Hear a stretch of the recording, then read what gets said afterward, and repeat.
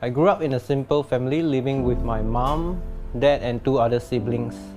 My mom will bring me to Catholic church, and I remember I like to collect every kinds of different rosaries for her.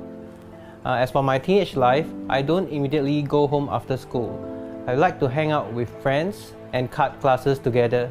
Started to smoke at the age of 17, and when started working, I like to gamble too. I was a happy-go-lucky guy, and my life was messed up. I grew up as a heavy smoker and I play 4D regularly. At work, I used to say a lot of vulgar words, living the worldly life that I know. It was in 2009 when I met my wife, who kept sharing her strong belief in Jesus. That was not about religion and tradition, but more of having a personal relationship with God. From there, I started to realize that I really need Jesus in my life. I started attending Filipino Life Group with my wife in 2013.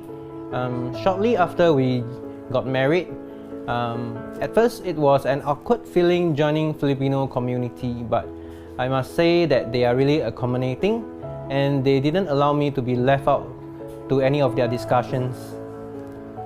In the year 2015, I was water baptized, and from that day onwards, I can sense that every single step I make to get close to Him, He'll take 1,000 steps towards me. I asked the Lord to help me to quit smoking, as I've tried many times, but failed in every attempt.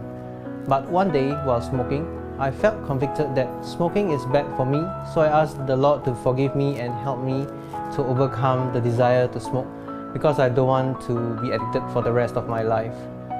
The very moment I finish my stick, I don't feel the urge to smoke anymore.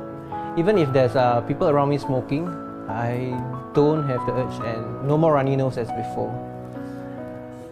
As I stayed with God and my LG, my parents also noticed the life transformation in my actions and words.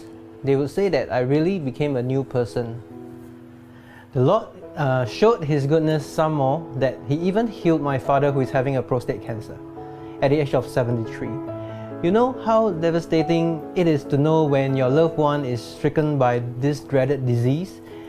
I asked the life group to pray for my dad, and they even come to the house to pray for him.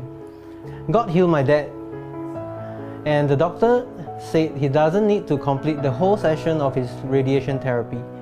The doctor was amazed and advised that he recovered very fast from the treatment, but I know in my heart that Jesus actually healed my dad.